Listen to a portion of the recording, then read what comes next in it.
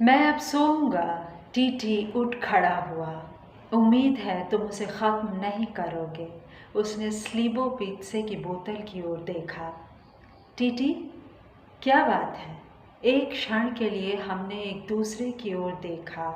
पीने की एक सीमा के बाद आदमी कितनी ढेर सी बातें कहने के लिए आतुर हो जाता है। हालांकि न उनका कोई अर्थ होता है न अतीत।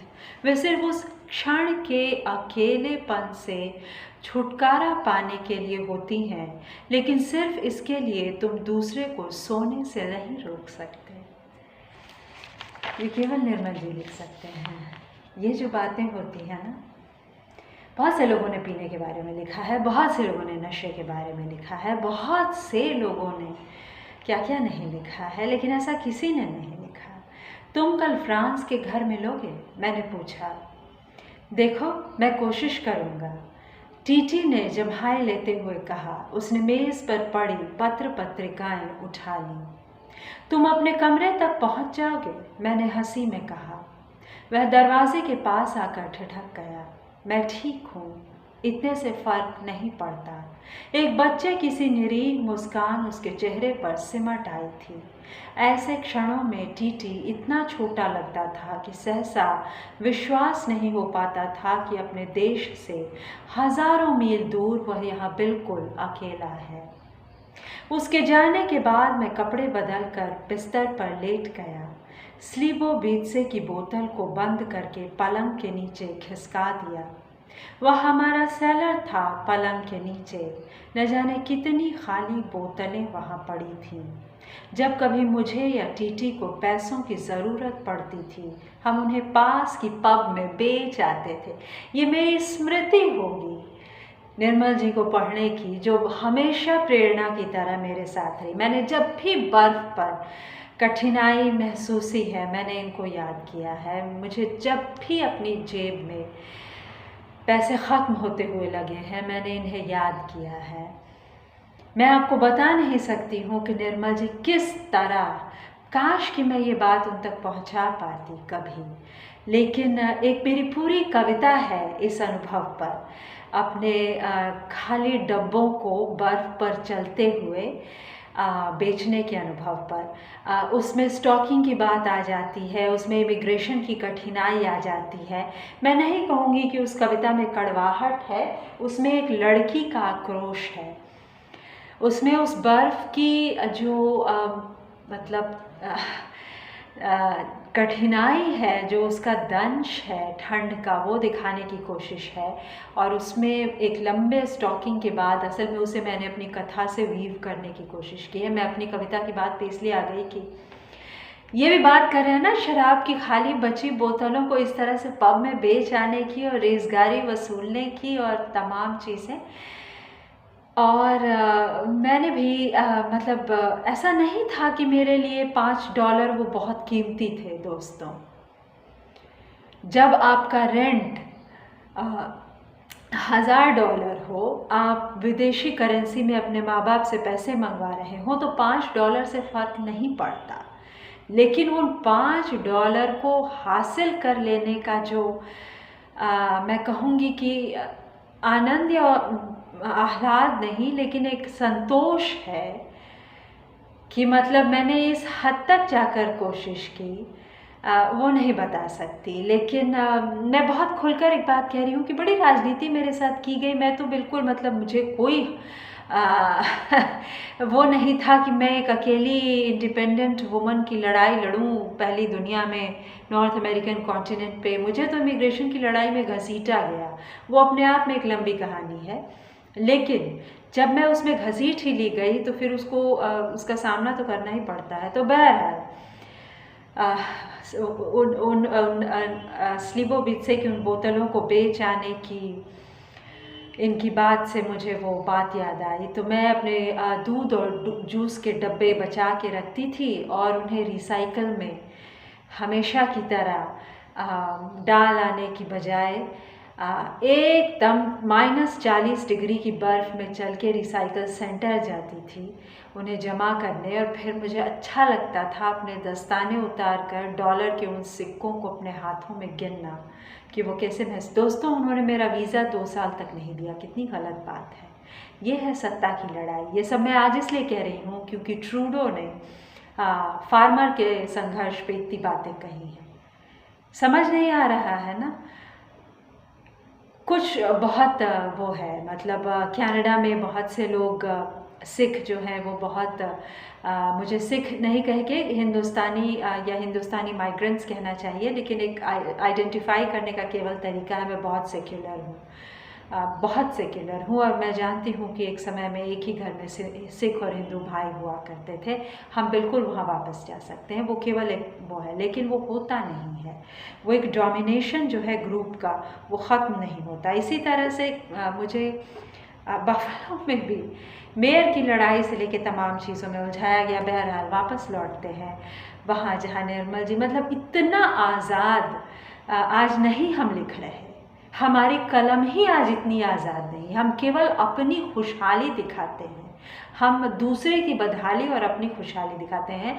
अपना संघर्ष भी कोई दिखाने के लिए तैयार नहीं है ईमानदारी से, और अगर कोई दिखाता है तो मतलब उसकी जो है बखिया उधेड़ दी जाती है। मतलब लोग हिस्टोरिकल लिखें, लोग झुग्गियों पे लिखें, लोग तमाम चीज़ें लिखें, बस मध्य वर्गीय संघर्षों पे नहीं लिखें जो विराट है। हाँ, मैंने बत्ती बुझा दी। बहन का पत्र अब भी मेरी जेब में था, लेकिन मैंने उसे अगले दिन के लिए छोड़ दिया। बहन स्लीपोवित्सोय के बाद कुछ भी सोचने या पढ़ने की इच्छा नहीं रह गई थी। सिर्फ भीतर एक हास्यास्पद सी गड़बड़ होने लगती थी, जैसे अंतड़ियों में कोई धीमे धीमे गुदगुदी कर रहा हो।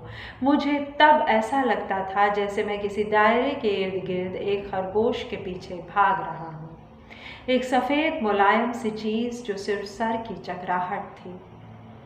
चकराहट का भी कैसा अजीब रंग होता है, बादल सी हल्की और सफ़ेद, सिर की नसों के बीच तिरती हुई। तुम जानते हो वह पकड़ के बाहर है, लेकिन उसके पीछे भागते रहते हो जब तक नींद उसे दबोच नहीं लेती। है ना। मेरी एक कविता है नियामत नींद से सो जाना, और मैं समझ नहीं पा रही हूँ कि वो कैसे मेरे उससे गायब हो गई। बहरहाल मैं अभी इस चक्कर में हूँ कि जल्दी जल्दी अपने सारे बिखरे कागज़ों को समेट कर किताबों की शक्ल दे दूँ। इंस्पेक्टर जीसम मारिया। उसने नींद से बोझिल आँखों से मेरी ओर देखा। वह एक अधेड़ स्त्री थी जिसने नीले रंग का रेशमी वर्किंग गाउन पहन रखा था। जब मैं भीतर आया था वह रिसेप्शन के काउंटर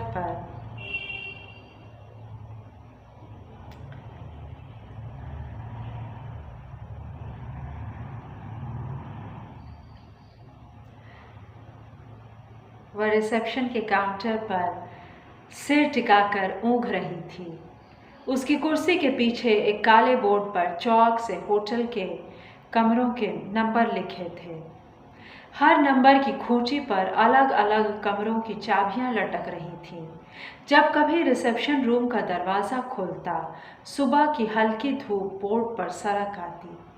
नंबर छिप जाते, लेकिन पीतल की चाबियां बर्फ के छोटे छोटे आइसकल सी झिलमिलाने लगती। जीसम मारिया, उसने दोबारा कहा। क्या वे अभी अपने कमरों में हैं? मैंने पूछा। किस नंबर के लोग? स्त्री ने झल्लाई सी दृष्टि से मेरी ओर देखा। उसकी भौं के सफ़ेद भूरे बाल पलकों पर झुकाए थे। मैंने नामों की वह लिस्ट उसके सामने रख दी जो कल टूरिस्ट ऑफिस से मुझे मिली थी। उसने एक सरसरी सी दृष्टि लिस्ट पर डाली। वह शायद पहले से ही उनके बारे में जानती थी। इन दिनों बहुत कम विदेशी टूरिस्ट होटल में ठहरते थे। जो लोग आते थे उनके बारे में होटल को पहले से ही टूरिस्ट एजेंसी से सूचना मिल जाती थी। उसने तनिक कौतूहल से मेरी ओर देखा। वे लोग तो कल ही पहाड़ों पर चले गए। मैं कुछ भी न समझ सका। वह शायद मेरे विस्मय को ताड़ गई। वे स्कीइंग के लिए आए थे। प्राग में 2 दिन ठहर कर वो कार्कोनाशा करकोनोशे पहाड़ चले गए हैं, उसने मुझे समझाते हुए कहा। लेकिन कल मिस्टर जैक्सन ने मुझसे, मिस्टर जैक्सन, उन्हें कुछ नहीं मालूम। उसने रुमाल निकालकर नाक से नकते हुए कहा, तुम समझते हो, ये जर्मन टूरिस्ट इंटरप्रेटर के सहारे दुनिया की सैर करते हैं। वे ऑस्ट्रियन हैं। मैंने कहा, ऑस्ट्रियन? स्त्री ने मेरी ओर देखा और फिर दोबारा लिस्ट की ओर। वह दुविधा में पड़ गई थी। देखो, मुझे नहीं मालूम कि वे ऑस्ट्रियन हैं या जर्मन, लेकिन तुम एक बार होटल के डाइनिंग रूम में उन्हें देख सकते हो। वे इस समय नाश्ता ले रहे होंगे। वे लोग बाद में आए थे। मुझे भी नहीं मालूम कि ये अलग आए हैं या दूसरे टूरिस्टों के साथ। तुम चाहो तो उनसे पूछ सकते हो। डाइनिंग रूम किस तरफ है? सीधे भीतर चले जाओ, फिर दाईं तरफ। मैंने उसे धन्यवाद दिया और रिसेप्शन रूम का दरवाज़ा खोलकर होटल के भीतर चला आया। भीतर धुंधलका सा था। सिर्फ ऊपर जाने वाली सीढ़ियों के पास एक बत्ती जल रही थी। दाईं ओर एक छोटा सा गोल कमरा था। बीच की जगह खाली थी। मेज़ें और कुर्सियां सिर्फ एक किनारे पर खिड़कियों के पास लगी थीं। खिड़कियों के लंबे मखमली पर्दे उठा दिए गए थे, लेकिन शीशों पर मैली राख सा कोहरा जमा था। यदि पर्दे न भी उठाए जाते तो भी शायद कमरे के पीले धुंधलके में कोई अंतर नहीं पड़ता। डाइनिंग हॉल में पहले क्षण मुझे कोई दिखाई नहीं दिया। मैंने सोचा कि शायद मैं किसी गलत कमरे में आ गया हूँ। मैं वापस मुड़ने ही वाला था कि दरवाजे से एक वेटर तेज़ी से मेरे सामने आकर ठिठक गया। आप चैडॉक टूरिस्ट ब्यूरो से आए हैं? हाँ, मैंने कहा। वे आपका इंतज़ार कर रहे हैं। मेरी दृष्टि उसकी अंगुली की दिशा में उठ गई। हॉल में पीछे की तरफ एक छोटा सा स्टेज था जिसे मैंने नहीं देखा था। स्टेज पर एक पियानो रखा था और उसके पीछे कुछ और कुर्सियां रखी थीं, जिनकी ओर जल्दी में मेरा ध्यान नहीं गया था। अगर आप चाहें तो मैं आपकी कॉफ़ी वहीं ले आऊँगा। आप कुछ खाएंगे भी? वेटर ने पूछा। नहीं, कुछ भी नहीं, मैंने कहा। पहली बार मुझे चैडॉक के प्रतिनिधि की हैसियत का अनुमान लगा। ऐसी नौकरी मुझे क्यों नहीं मिल जाती यार, किसी को देश दुनिया दिखाने की। मुझे बहुत मज़ा आएगा। ऐसी स्थिति में मुझे अपने होलीगन कोट पर थोड़ी सी लज्जा आई। मुझे कम से कम आज के दिन उसे नहीं पहनना चाहिए था। अगर मुझे इसका कुछ भी आभास होता तो मैं फ्रांस में उसकी चमड़ी की जैकेट ले आ सकता था जो उसने पश्चिमी बर्लिन से खरीदी थी। क्या मैं आपको वहाँ ले जाऊँ? वेटर ने मुझे असमंजस में पड़ा देखकर पूछा। नहीं नहीं, मैं खुद चला जाऊँगा। मैं तेज़ी से उस ओर बढ़ गया जहाँ पियानो रखा था। यह विचित्र है कि आज जब मैं उस क्षण को दोबारा लौटाने की कोशिश करता हूँ तो कुछ भी याद नहीं आता, ना अंधेरे में डूबा स्टेज, न पियानो। जो चीज़ वापस लौटती है वह सफ़ेद है, नीरव आलोक। डाइनिंग हॉल के पीले धुंधलके से अलग उस कोने में इतनी रोशनी जमा हो सकती है, मैंने कल्पना नहीं की थी। वह रोशनी भी थी कहना कठिन है, एक ख़ास किस्म की उज्ज्वल सफ़ेदी, जैसे बर्फ़ का म्लान ठंडा पर बाहर ही रह गया हो, लेकिन उसकी तीखी सफ़ेद छाया भीतर चली आई हो, कुर्सियों के इर्द गिर्द, मेज़ की टांगों पर, हर जगह। स्टेज के पीछे पहुंचकर मैं सहसा ठिठक गया। मेज़ से हटकर खिड़की के पास एक छोटा सा लड़का खड़ा था। वह अपनी अंगुली से खिड़की के लंबे शीशे पर, जहां कोहरा जम गया था, आरी तिरछी रेखाएं खींच रहा था। उसके लंबे भूरे बाल कंधों पर गिराए थे, जैसे छोटी लड़कियों के बाल होते हैं।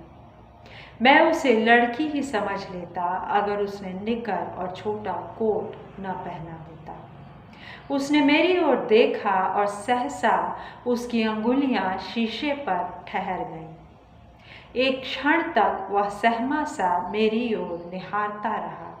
फिर उसने बिना मुड़े दूसरे हाथ से कुर्सी पर बैठी लड़की के कंधों को छुआ। मुझे लगा वह चौंक सी गई है।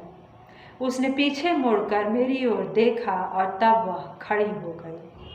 मैंने जल्दी से दस्ताने उतार कर हाथ आगे बढ़ा दिया। मैं चैडोक से आया हूँ, मैंने कहा। मैं चैडोक से आया हूँ, उसने हाथ मिलाया, किंतु वह भी अनिश्चित भाव से मुझे देख रही थी। तब सहसा मुझे अपनी गलती का एहसास हुआ। मैं हड़बड़ाहट में चेक बोलने लगा था और वह कुछ भी नहीं समझ सकी थी। मैंने वही वाक्य दोबारा अंग्रेजी में दोहराया। इस बार शायद वह कुछ समझ गई थी, हालांकि मैं बिल्कुल निश्चिंत नहीं हो सका। वह सिर्फ हंसने लगी थी, ऐसी हंसी जो मन को ज़्यादा आश्वस्त नहीं करती। उसने बैठने के लिए खाली कुर्सी की ओर इशारा किया। एक क्षण के लिए मुझे भ्रम हुआ कि शायद वह अंग्रेजी भी नहीं जानती। इस समय तक वह एक शब्द भी नहीं बोली थी। वहाँ ज़रूरत से ज़्यादा गर्मी थी। खिड़की के पास ही हीटर लगा था। बैठने से पहले मैंने अपना डफल कोट उतारा, फिर मफलर। उन दोनों की आंखें मुझ पर टिकी थीं। वह लड़का उससे सटकर खड़ा हो गया था। इस बीच मेरी कॉफ़ी मेज़ पर आ गई। क्या आप कुछ पिएंगी? मैंने पूछा। नहीं, हमने अभी कुछ देर पहले नाश्ता लिया था, उसने कहा। उसने अंग्रेजी में कहा था, काफ़ी देर धीरे धीरे हर शब्द पर जोर डालकर। एक अजीब से एक्सेंट के साथ जो मैंने पहले ही सुना था। फ्रांस को भी अंग्रेजी आती थी, लेकिन वह बिल्कुल दूसरे ढंग से बोलता था। हम कल ही वियना से आए थे और भी कुछ लोग हैं। हम में से किसी को भी इस देश की जुबान नहीं आती। वह धीरे से हंसती। मुझे लगा वह बहुत ध्यान से मेरी ओर देख रही है। बाकी लोग कहाँ हैं? वे कल ही पहाड़ों पर चले गए स्कीइंग के लिए। आप नहीं गईं? मैं कुछ दिन प्राग में रहना चाहती थी। क्या आप पहले भी आ चुकी हैं? हाँ, 3 साल पहले, उसने कहा, लेकिन बहुत कम अरसे के लिए। मुझे अब कुछ भी याद नहीं रहा। कल जब हम स्टेशन से आए तो मुझे बिल्कुल नया शहर लग रहा था, शायद मौसम की वजह से। उसने मुस्कुराते हुए मेरी ओर देखा। उसकी आंखें स्थिर थीं, चमकती हुई लेकिन अजीब सी ठंडी। बाल उज्ज्वल भूरे थे। वे चेहरों के दोनों ओर सिमट आए थे, कानों और गालों को छिपाते हुए। उनके बीच उसका चेहरा बहुत उत्सुक और उजला सा लगता था। होठों पर गहरी लिपस्टिक थी। कल आप क्या करती रही? मैंने पूछा। खास कुछ नहीं, हम होटल के कमरे के बाहर नहीं गए। दिन भर मैं यह पढ़ती रही। उसने अपने बैग से एक छोटी सी पॉकेट बुक बाहर निकालकर मेरे सामने सरका दी। मैंने टाइटल पढ़ा, चेक जर्मन कंजर्वेशन। आप थोड़ी बहुत चेक समझ लेती हैं? मैंने पूछा। नहीं, लेकिन मैंने रशियन सीखी थी, वह भी ज़्यादा नहीं। कभी कभी 2-4 शब्द समझ में आ जाते हैं। आप यहीं प्राग में रहते हैं? हाँ, पिछले 3 वर्षों से। मैंने कहा। मैंने उसे अपनी यूनिवर्सिटी के बारे में बताया। उसे यह जानकर काफ़ी विस्मय हुआ कि यहाँ मेरा घर नहीं है। वह देर तक मुझसे प्राग के बारे में पूछती रही। अभी तक उसे वे चर्च याद थे जहाँ वह पिछली बार गई थी, हालांकि उनके नाम उसे याद नहीं थे।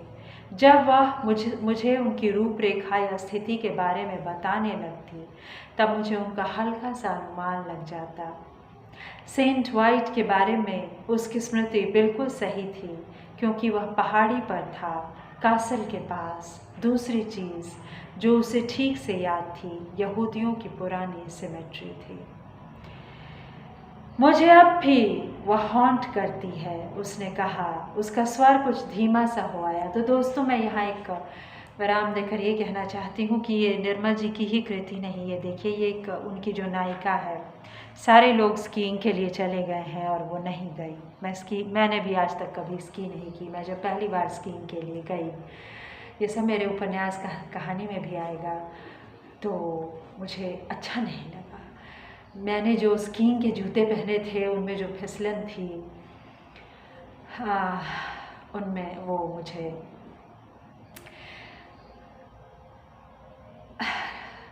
एक ऐसी पकड़ से दूर होती हुई मालूम हुई, जिसने मुझे आश्वस्त करने के बजाय मैं नहीं कहना चाहती कि डरा दिया, लेकिन विचलित कर दिया। अब इसका कारण अगर आप बहुत ढूंढें तो ये हो सकता है कि मैंने अपने बचपन में मेरी बेबी सिटिंग मेरी नानी करती थी, जो कि दरअसल उससे चलती थी। और मैंने उन्हें जब भी देखा तो उनके पैर में एक फ्रैक्चर था जो पूरा हील नहीं हुआ था, तो वो वॉकर की जगह टेबल से ही चलती थी। उस वक्त वॉकर वगैरह नहीं उतना था, लेकिन खैर, और इतना ज़्यादा डायबिटीज़ था कि वो पूरी तरह कभी हील नहीं हो सका। तो मैं ये कहना चाहती हूँ अपने ग्रैंड मदर की बात कि हो सकता है वो मेरे सबकॉन्शियस में हो, क्योंकि वो मुझे बहुत प्यारी थी। और मैंने जब अपनी स्कीइंग के जूते पहली बार पहने तो ये नहीं कहूँगी कि आई रिमेंबर्ड माई ग्रैंड माँ, but I did not like that loss of control in my movement, and I stayed back and I never did. We did snowshoeing at one point in time. माफ़ी चाहती हूँ, मैं अंग्रेज़ी में बोलने लग गई, लेकिन स्नो शूइंग एक ख़ास किस्म के जूते होते हैं जिनमें आप बर्फ़ पे चल सकते हैं। बहरहाल, अब पता नहीं इसका क्या मतलब लगाया गया और स्कीइंग का क्या मतलब था, लेकिन जो भी हो सकता है ये बहुत धड़ल्ले से स्की करती हो, तमाम लोग दुनिया के करते हैं, लेकिन मुझे उसमें वो आनंद नहीं। मुझे चलने का बड़ा शौक़ है, जबकि स्कीइंग करते हुए लोग पसीने से तरबतर हो जाते हैं। इतना उम्दा एक्सरसाइज है। अब मैं नहीं जानती आगे इसमें, मैंने इस उपन्यास को पहले पढ़ा है, मैं ये दोबारा पढ़ रही हूँ, अब मुझे याद नहीं है, लेकिन मुझे इस तरह से स्कीइंग के लिए फ़ौरन ना चले जाकर इस तरह से रुक जाना और शहर को देखना और पुरानी सेमेट्रीज़ और उसकी गलियाँ और उसके कोने और ये कंजर्वेशन और ये विदेशी भाषाएं, ये सब कुछ मुझे बहुत आकर्षित करता है। तो हम निर्मल जी की नायिका से बहुत जल्दी मिलेंगे। वो ऐसे ही ख़ास चरित्रों के बारे में लिखते हैं और जिस तरह से उन्होंने विदेश को उकेरा है, बहुत कुछ सीखना है। तो दोबारा मैं उनको पढ़ रही हूँ आपके साथ। ये उसकी और ख़ूबसूरती है, कुछ एक टिप्पणियाँ करते हुए। मुझे सुनने के लिए धन्यवाद।